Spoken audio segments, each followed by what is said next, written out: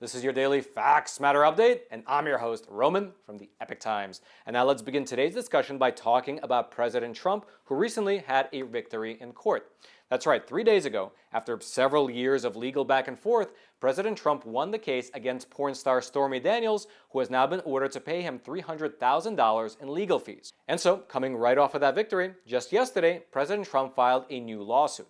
Specifically, he filed a federal lawsuit against Hillary Clinton, against Christopher Steele, who is the former British spy behind that infamous Steele dossier, as well as against about 30 other people.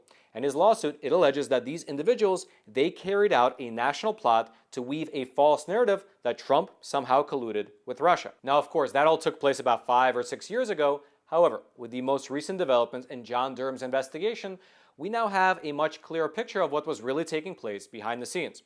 Here's in fact part of what his lawsuit, which by the way, this lawsuit is about 108 pages long, but here's what it says in relevant part, quote, "The actions taken in furtherance of their scheme, falsifying evidence, deceiving law enforcement, and exploiting access to highly sensitive data sources are so outrageous, subversive, and incendiary that even the events of Watergate pale in comparison." Now, just to pause here for a quick moment, we here at the Epic Times, we have been following this SPYGATE saga since about 2016. And frankly, the details, including all of the different actors involved, are incredibly complex. We, in fact, had to publish several large infographics in order to make sense of what was even happening. You can, by the way, find all those infographics pinned in the description box below this video. However, it was only recently that more details came out regarding exactly how this whole affair was playing out behind the scenes. And so, just a few weeks ago, you had Mr. John Durham, who is of course the special counsel leading the investigation into the spying. He submitted a court filing which showed that the Democrats were allegedly paying money to infiltrate the servers of President Trump's private residence, his office, as well as the servers of the White House. And this third point, it was occurring during the time when President Trump was already in office. And so, piggybacking on these developments from John Durham's investigation, here's what President Trump's lawsuit had to say, quote, "Under the guise of opposition research, data analytics, and other political stratagems, the defendants nefariously sought to sway the public's trust. They worked together with a single, self-serving purpose, to vilify Donald J. Trump. Indeed, their far-reaching conspiracy was designed to cripple Trump's bid for presidency by fabricating a scandal that would be used to trigger an unfounded federal investigation and ignite a media frenzy." And a media frenzy it was. You might already not remember it, just because so much has happened since then with so many crises coming out one after the other. But back during President Trump's first 2 years in office, this whole Trump-Russia narrative, it was the biggest story across almost every mainstream news outlet. Now, of course, special counsel Bob Mueller, he concluded that there was no actual evidence of Trump-Russia collusion, but the fact that there was no evidence did not stop many of the legacy media outlets in this country from propagating these false claims day and night for quite literally 2 years. In fact, there was an analysis that was conducted by the Media Research Center, and it found that during Trump's first year in office, the Trump-Russia collusion story, it was the #1 most covered topic. The #1 most covered topic. Major networks spent more time covering Russian collusion than on any other policy topic that was happening in the country. Here's specifically what that Media Research Center analysis concluded, quote, "From Inauguration Day, which was January 20th, 2017, through the end of 2017, meaning until December 31st, the 3 evening newscasts aired 3,430 stories that talked about either President Trump or his administration, totaling 99 hours, 3 minutes of airtime, about 34% of all evening news.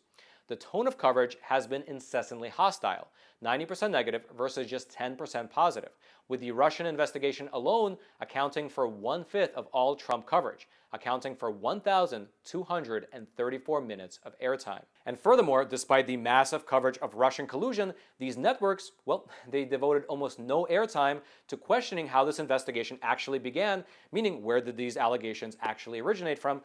That was almost never discussed. And so what this means is that even though President Trump beat Hillary Clinton in the 2016 election, he was dogged by these collusion allegations for many years afterwards as president. And thus, the agenda that he was actually elected to enact by the American people was heavily stalled. However, although the media covered this topic extensively, the fact is that technically they really should have known better. And the reason that I can say that rather definitively is because back in May of 2017, at the same time that they were publishing their stories nonstop, we here at the Epic Times, we looked into the actual evidence that was available, and we found that despite the allegations, there was no evidence of Trump-Russia collusion. And that is exactly what we reported. And ironically, because we reported the truth of the matter, instead of just following along with the narrative, Well, we were branded by those other legacy media outlets as being right-wing conspiracy theorists, which at that time at least, it really made me understand quite lucidly why most people cover stories the exact same way. Because if you step outside of the preconceived narrative, well, you are prone to being attacked. Regardless, though, that did not stop us here at the Epoch Times. We kept investigating, and to our surprise, and it really was not something that we were expecting, what we found was a vast network of people who seemed to be working to take down President Trump behind the scenes.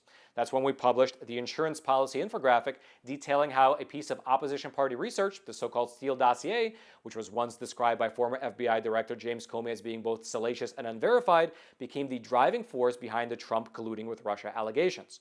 And from that point on, we just continued to dig, we continued to do our research, and we continued to uncover the details regarding all the spying that was done on the Trump campaign, such as the methods that Obama-era officials used to spy on the Trump campaign, how a high-level FBI official had vowed to stop a Trump presidency, how Mueller's report found no collusion between the Trump campaign and Russia, nor any obstruction, how a former CIA contractor working for the firm that created the Steele dossier frequently sent Russian research to DOJ officials, how the FBI, under Andrew McCabe, tried to actually re-engage with Christopher Steele after Comey was fired, as well as how the Justice Department determined that James Comey leaked classified information and violated FBI policies in the process, in so doing. Now, my point here is not to say how great we are or something like that.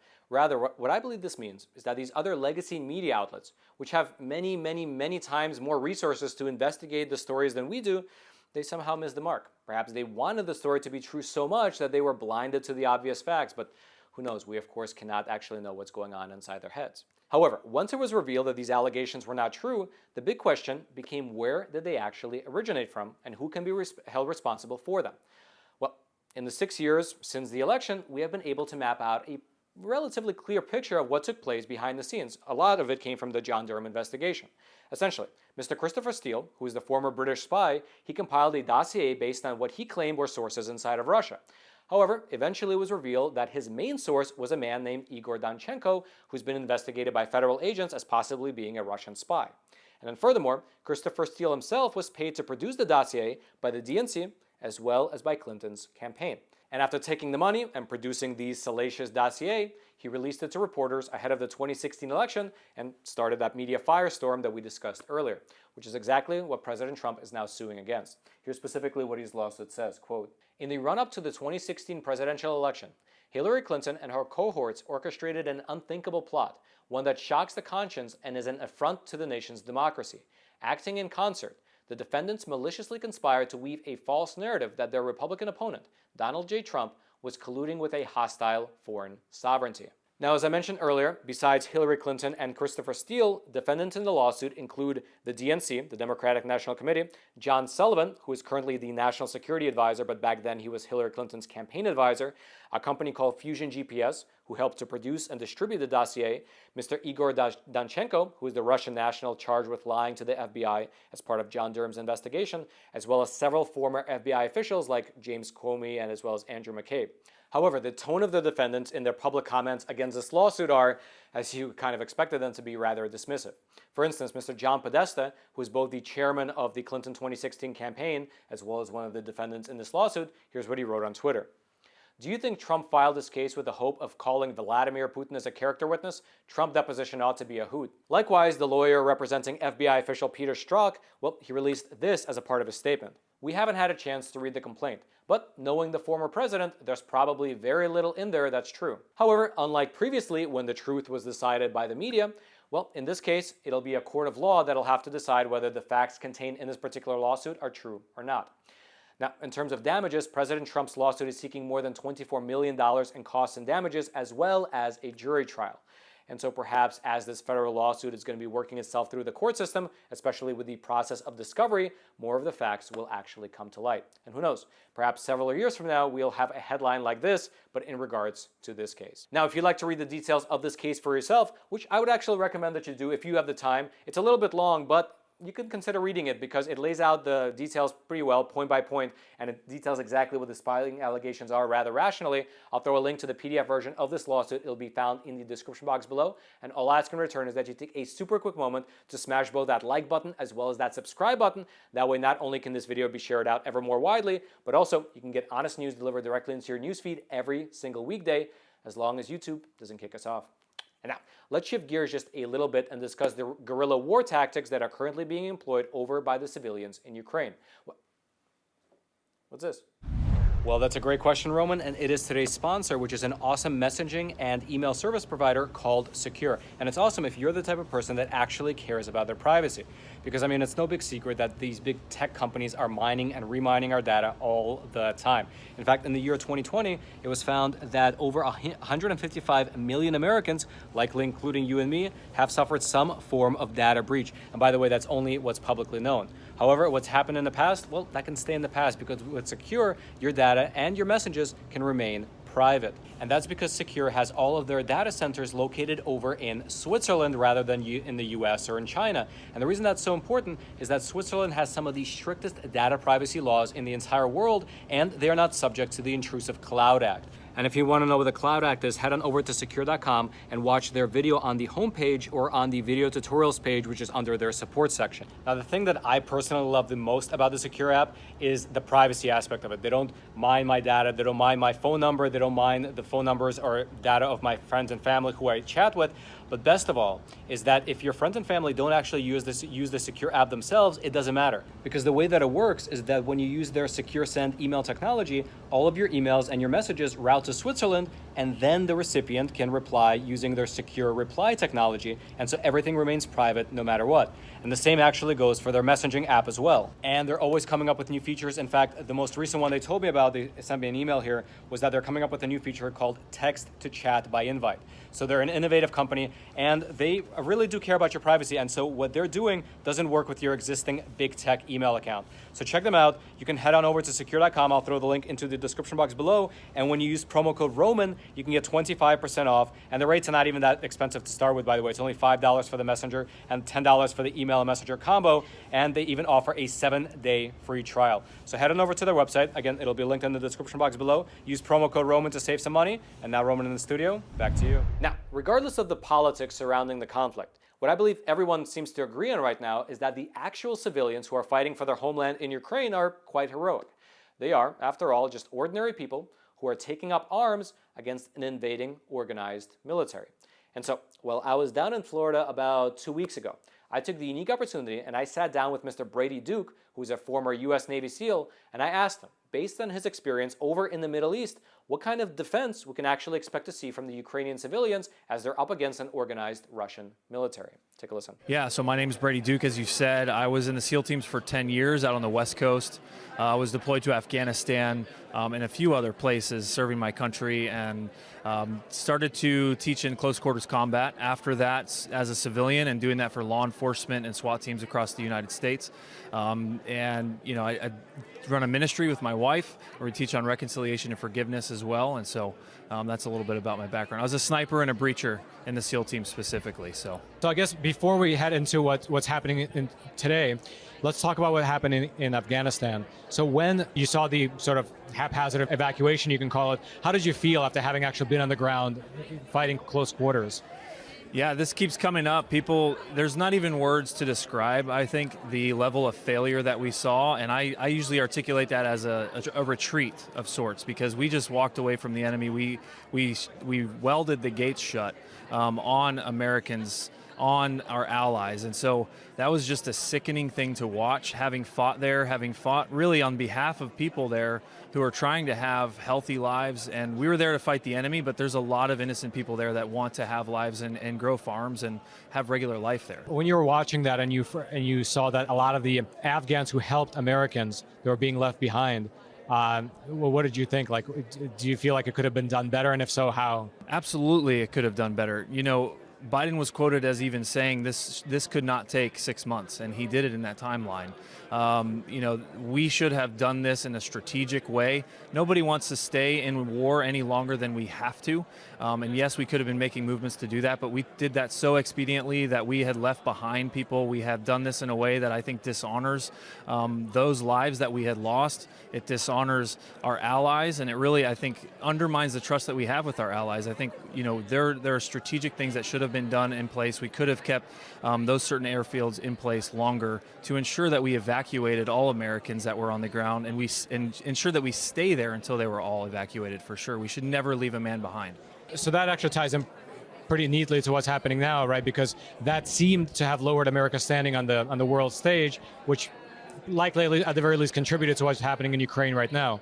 So can you, from your own history and experience, can you give the audience an idea of what the Ukrainians are currently facing with the Russian invasion? What they are facing right now is something extremely ugly and extremely terrifying.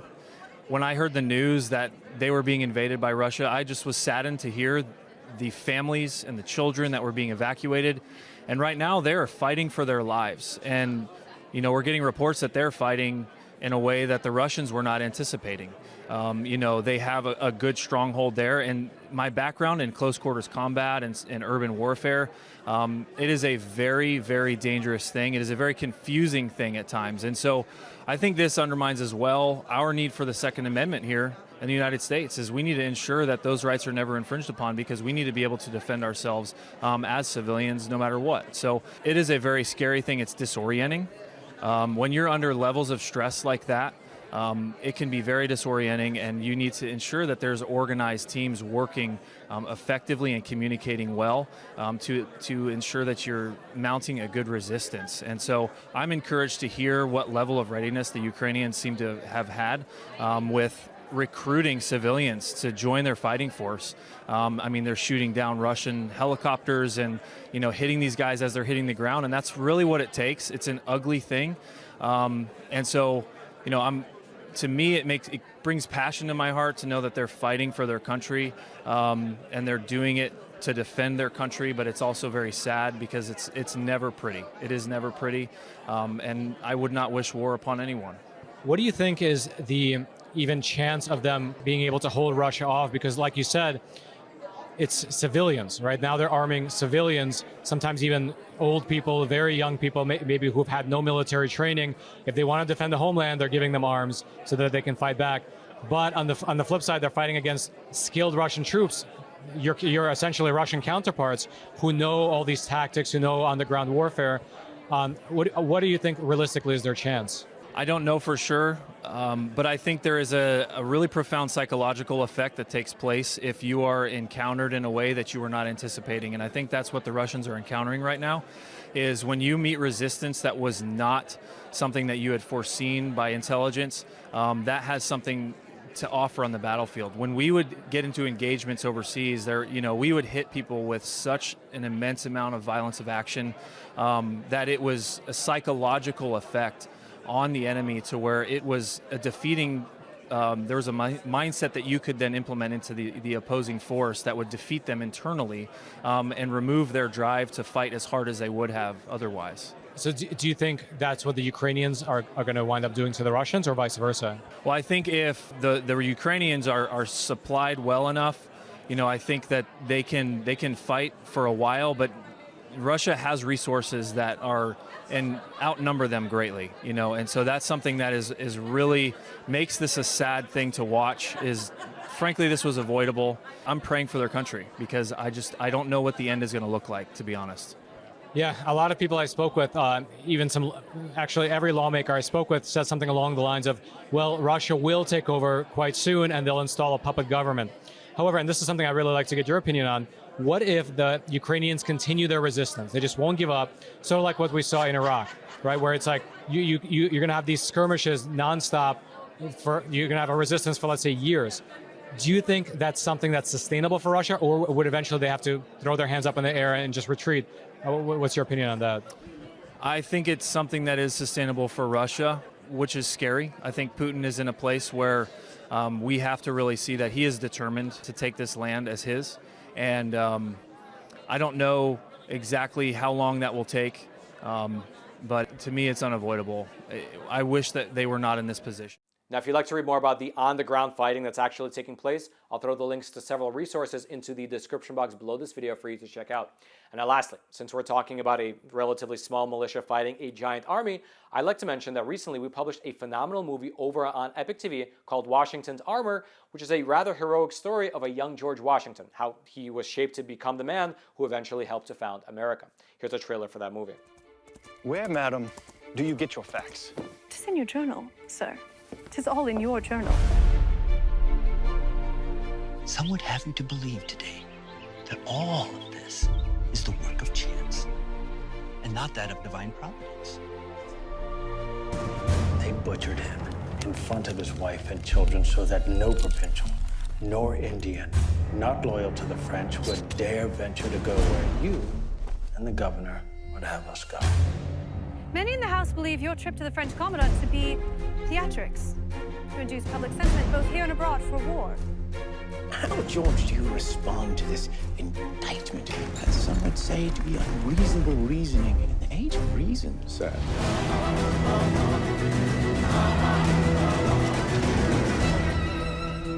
If you'd like to check out that movie, I will throw a link to Epic TV. It'll be down there in the description box right below this video. And by the way, there are a ton of great movies on there, so it's not only a fantastic way to entertain yourself and your family, but it's a great way to support our journalism. Again, that link will be right there in the description box below. And then, until next time, I'm your host, Roman from the Epic Times. Stay informed and stay free.